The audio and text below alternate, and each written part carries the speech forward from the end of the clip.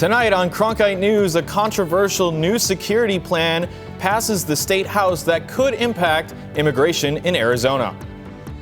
Plus, President Biden issues an executive order that would effectively shut down immigration at the border under some circumstances. And two former U.S. Capitol police officers campaigned for President Biden last week and spoke about the violence they encountered on January 6th. Good evening and welcome to Cronkite News. I'm Lucas Metzner. And I'm Regan Gallo. Thank you for joining us. A border security plan that would ultimately make unlawfully entering Arizona from Mexico a state crime passed the Arizona House Tuesday morning. Supporters of the bill, known as the Secure the Border Bill, say it will help the state deal with a broken immigration system. Opponents say the bill is about politics, not immigration. House Concurrent Resolution 2060 passed the House on a vote of 31-29 along party lines. Under the resolution, it will be illegal for immigrants to cross the state's border except at official ports of entry. The bill also increases penalties for selling fentanyl and requires more verification for people applying for public benefits. Opponents of the bill say the bill will not secure the border.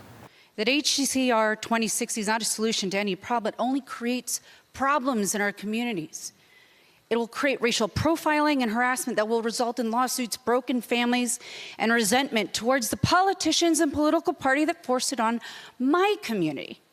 Additionally, they say the bill will cost the state money, requiring local law enforcement to provide for what they term an unfunded mandate. I stand with our local police who are asking, where's the funding to pay for this mandate? They are already understaffed, and now this bill requires them to also do the job of federal law enforcement. Supporters of the bill say the federal government hasn't done its job with regards to the border, so now the state must step in. For too long, American citizens have lived in fear within the United States of America as the border crisis has transformed into a crime crisis. Supporters also say it should be up to voters to decide. This vote will allow the people of Arizona to decide for themselves what they want. Do they want a stronger border or do they want open borders? How do you vote? And with that, Martinez. I give the people of Arizona the choice, and with that, I enthusiastically vote aye. House members spoke for almost 3 hours to explain their votes with impassioned arguments on both sides. The bill will now head to the voters to appear on the November ballot. Meanwhile, President Joe Biden signed an executive order Tuesday that will temporarily shut down asylum requests at the U.S.-Mexico border. The order goes into effect when the number of daily encounters with migrants reaches 2,500 people. It is only lifted 2 weeks after daily encounters dropped to 1,500.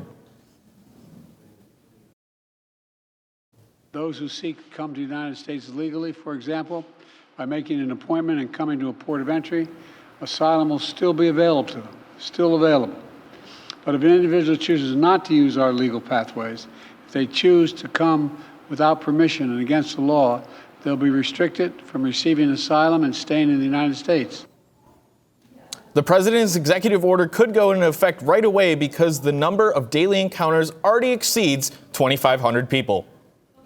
5 months out from Election Day, the presidential campaigns are turning attention to the battleground states, and that includes right here in Arizona, where President Biden is polling 3 percentage points behind Donald Trump. Evie Kane tells us about the strategies that president is employing to boost his chances of re-election. The president made a stop in Pennsylvania last week while 2 former U.S. Capitol police officers campaigned for him out west. In Phoenix, Sergeant Aquilino Gonell and Officer Harry Dunn spoke about the political violence they encountered on January 6th and why they're working to keep Trump out of office.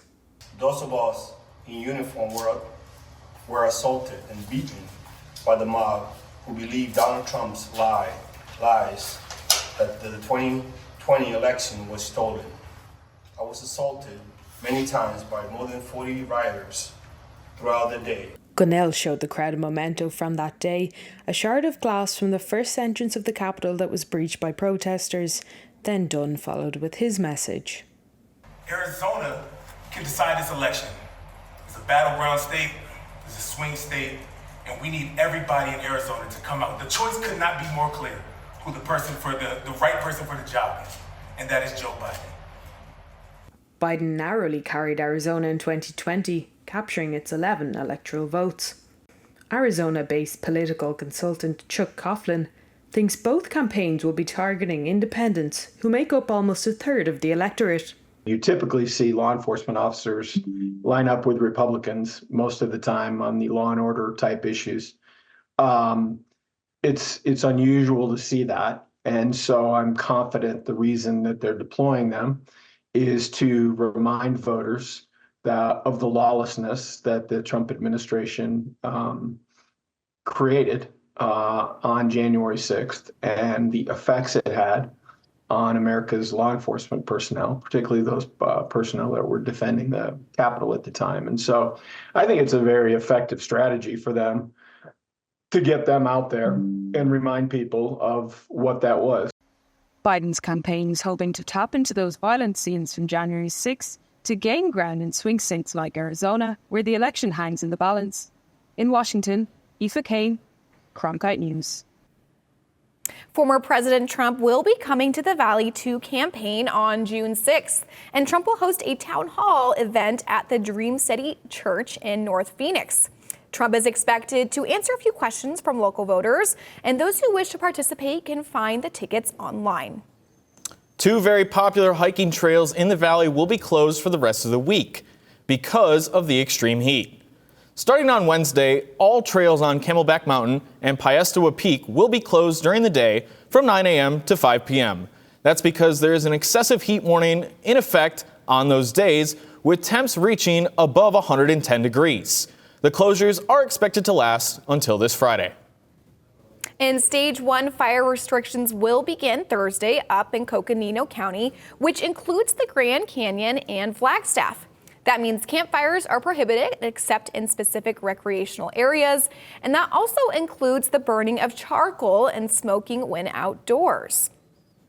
It's been 60 years since Martin Luther King Jr. spoke on the campus of Arizona State University.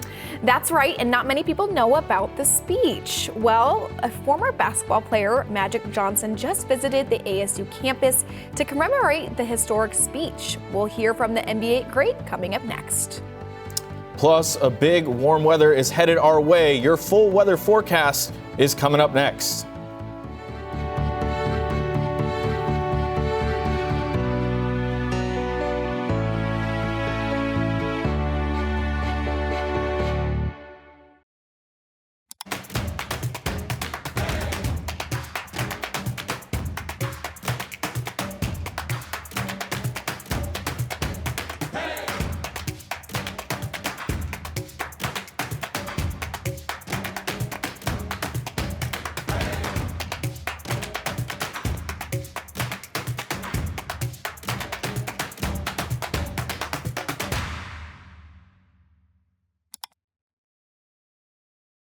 ASU's one and only student-run radio station, Blaze Radio, provides students with opportunities to cover a variety of topics. From music, this is Sun City Garage, to sports coverage. Against the Brewers in his last outing, he went to news. The bill also gives parents the ability to sue. And entertainment updates. Blaze Radio offers a fun environment to gain valuable broadcast experience. To find out more, visit blazeradioonline.com.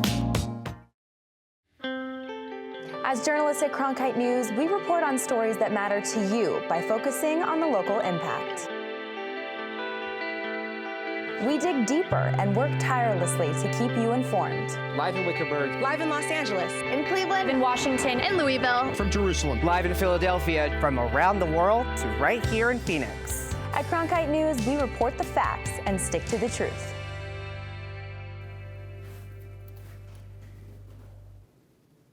Dr. Martin Luther King Jr. is known as one of the most influential people in history.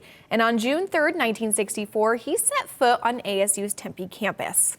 On Monday, he was remembered and celebrated for that historic speech. Cronkite News reporter Katrina Virial gives us a look on the commemorative day. People young and old gathered on ASU's Tempe campus to continue the legacy of Dr. Martin Luther King Jr. the university unveiled a groundbreaking commemorative display at Durham Hall where Dr. King spoke in 1964. The display was put together with the help of activists, public historians, and students who researched and designed the display. Assistant Vice President Kenja Hassan says the event will give people a different perspective. People enjoy hearing what celebrities think. And so this event will give us a chance to hear from Magic Johnson in a different way. We hear a lot from him on basketball, right? But we've never really heard him talk about what Dr. King might mean to him. 60 years ago, Dr. Martin Luther King Jr. spoke to 8,000 people on the ASU Tempe campus, encouraging them to embrace universal kinship. Erin Magic Johnson reflects on how Dr. King has helped him become a leader. I'm here to say, man, I am so blessed to take advantage of everything that he was preaching about and talking about and teaching about, right? And so thank God that I did take off and save my money and invested in my own community. In order to ensure that the doors continue to open, Reverend Dr. Benjamin N. Thomas Sr. says that as long as we continue to empower young kids with knowledge of Dr. King's vision, the dream will live on. We'll always know that there's going to be a continued fight, but as long as we continue fighting, we can eventually win the fight. With a display that is going to be put up in Durham Hall, Dr. King's legacy and what he stood for will be at ASU forever. In Tempe, Katrina Veriel, Cronkite News. Students, faculty members, and visitors can expect to see the display at Durham Hall within the next few weeks. It's not officially summer yet, but it sure feels like it, with temps crossing the 110-degree mark.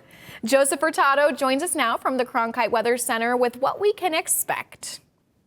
Well, thank you guys. Let's get right into it to our Tuesday evening planner. 102 at 6 p.m., but it's going to drop to the double digits a little bit as we progress on through the evening, and we'll get as low as 93 around 10 p.m. And speaking of those lower temperatures, let's see what we got going on for tomorrow. How about Grand Canyon all the way up here, 45 degrees, and also Window Rock, 48, some lows, but Phoenix right now, 84 degrees, but it's only going to get hotter, I tell you, because I got my sleeves old right now.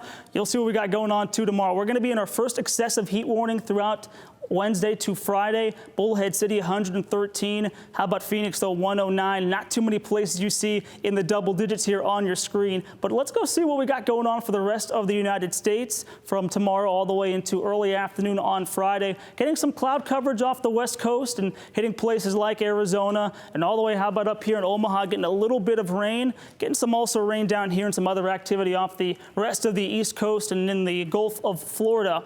But let's take a look at those 8-day forecasts right now. Wednesday is going to be 109, and it's only going to get hotter. And let's take a look at some of those numbers we got going on through the weekend. 109 on Saturday, 106 on Sunday. It's going to dip a little bit into early next weekend, but kick right back up on Wednesday. So if you have that pool, make sure you're using it. Drink lots of water. If you're going to go on a walk or be outside, make sure you're not out there for too long. Maybe bring an umbrella. But like Mom always said, make sure you wear that sunscreen. I'm Joseph Furtado. Back to you guys at the desk. Thanks, Joseph. Coming up next, the Cronkite Sports Report. And after the break, we will take a look into a local soccer organization that helps develop players for the professional level.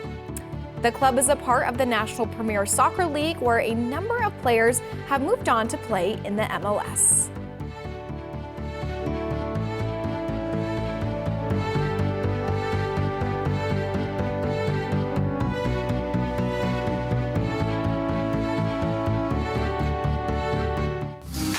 Here at the TV Production and Graphics Lab, we are behind the scenes making the news happen. Gain experience in the control room directing, teledirecting, and rolling the audio of every Cronkite News show. Run the floor and work in a professional environment, honing your skills for the future. Create graphics that will be seen by the local community on Arizona PBS. Be a part of the bloodline that makes the Cronkite News shows possible. The Walter Cronkite School of Journalism and Mass Communications Phoenix Sports Bureau provides students with hands-on learning experiences and opportunities in sports journalism. From covering local high schools, colleges, and the pros, students get the opportunity to go live from our Facebook shows covering local, collegiate, and pro sports in the Valley. From digital reporting, broadcast, social media, and producing, there's opportunities for all. For more, go to cronkitenews.azpbs.org. Did you know newsrooms today are looking for bilingual journalists? Cronkite Noticias prepares you to cover diverse communities. In Cronkite Noticias, you will obtain an unforgettable experience. Nopales como este van a tumbar. Cronkite Noticias. And develop your skills with the latest technology.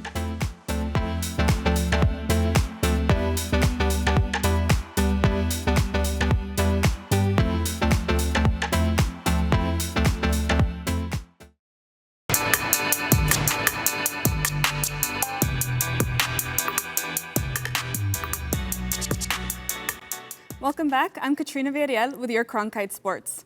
Today, Major League Baseball permanently banned a San Diego Padres infielder for betting on baseball. They also suspended 4 others, including a Diamondbacks player. Arizona's Andrew Saalfrank was accused of betting around $445.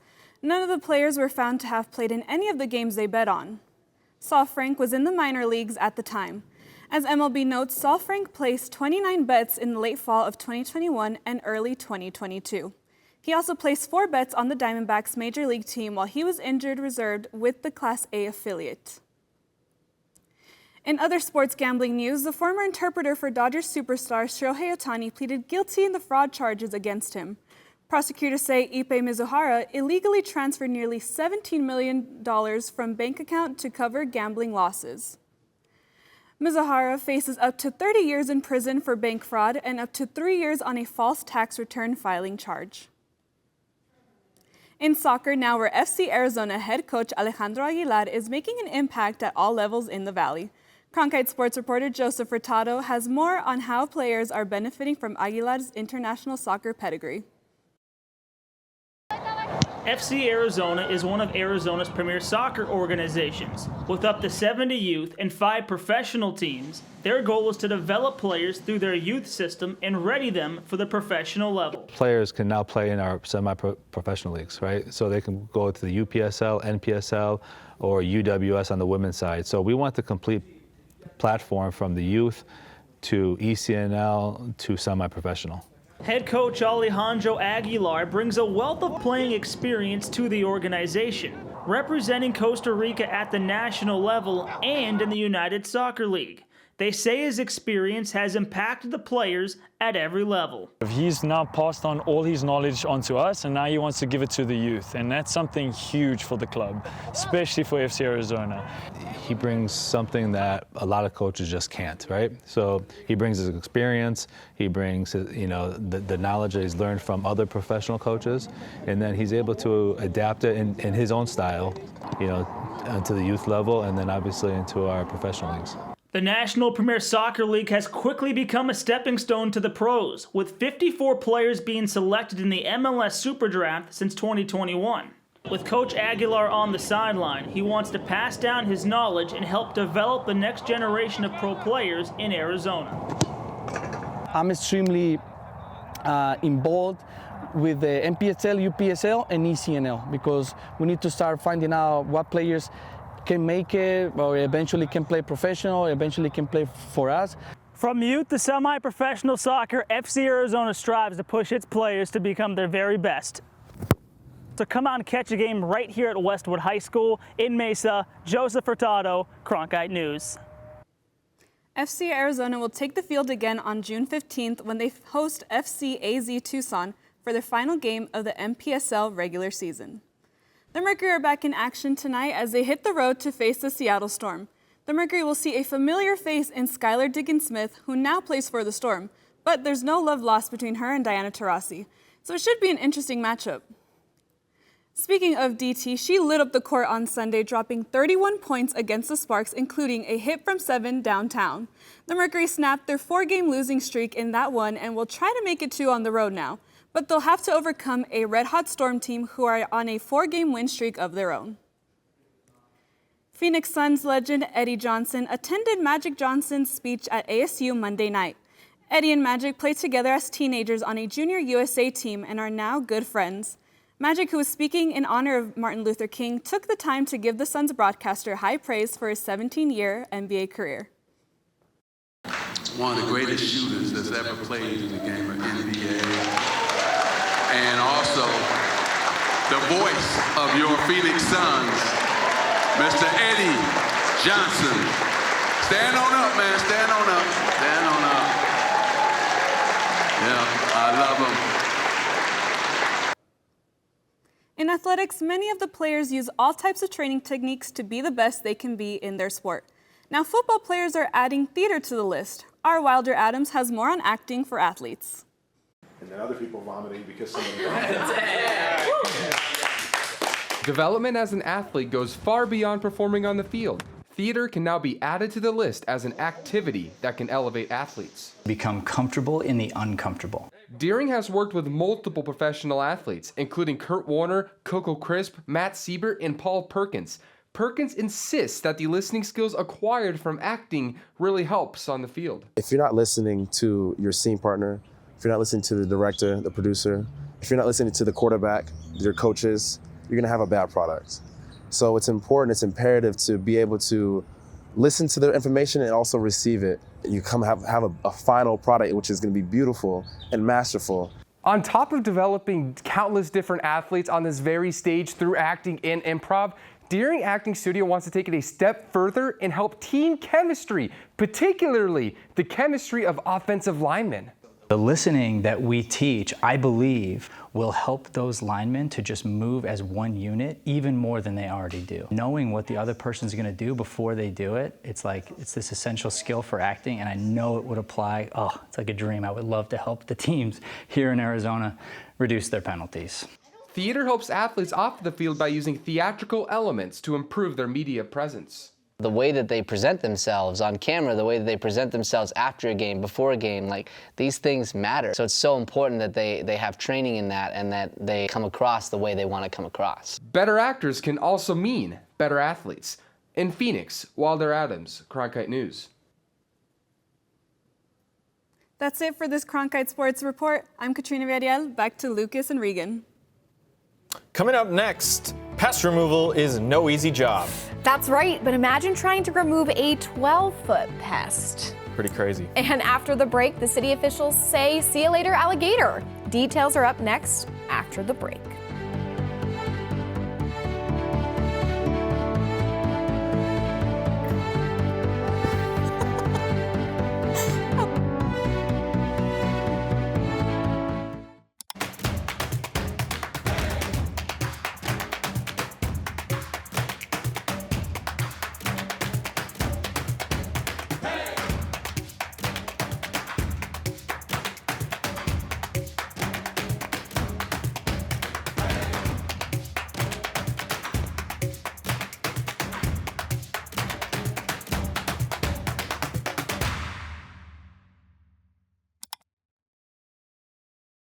ASU's one and only student-run radio station, Blaze Radio, provides students with opportunities to cover a variety of topics.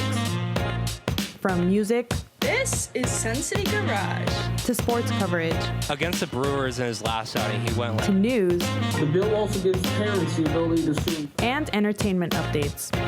Blaze Radio offers a fun environment to gain valuable broadcast experience. To find out more, visit blazeradioonline.com. As journalists at Cronkite News, we report on stories that matter to you by focusing on the local impact.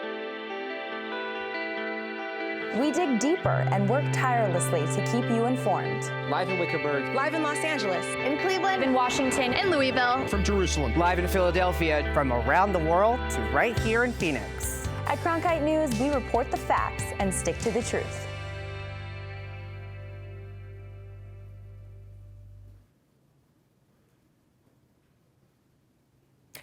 Welcome back. A shot of Old Main on the campus of Arizona State University. It looks beautiful outside, but it's also really warm, and temps this week will climb above 110 degrees. So be sure to stay hydrated, drink lots of water if you're spending any time outside, and don't forget that sunscreen for that protection. A shocking new study about cardiovascular disease has just been released. The new study by the American Heart Association finds that the majority of adults here in the U.S. will have the disease within the next 2 decades.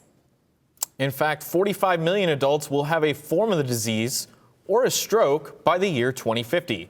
According to the research, more and more people are developing high blood pressure. which could put them at a risk of a stroke or even a heart attack. Now to Los Angeles, where thieves are targeting something unusual. That is fire hydrants. That's right. The LA County Sheriff's Department says nearly 100 hydrants have been stolen just this year. Crooks can sell the scrap metal for about $100, but some say the true cost of the theft is much more because it puts the entire neighborhood in jeopardy until that hydrant can be replaced. If you've lived here in Arizona for a while, you may have had to deal with a scorpion or two. That's right, but one thing we've never had to deal with in the desert is alligators, but they're a way of life in some parts of the country. And that's just what some folks encountered this week in Houston. A 12-foot alligator was found in a ditch, so the city's Public Works Department decided to remove it with the help of a crane. The good news, the big guy was removed safely and no one was hurt. That's it for tonight's edition of Cronkite News. I'm Lucas Metzner. And I'm Regan Gallo. Thank you so much for joining us. And to see top Arizona stories anytime, log on to cronkitenews.azpbs.org.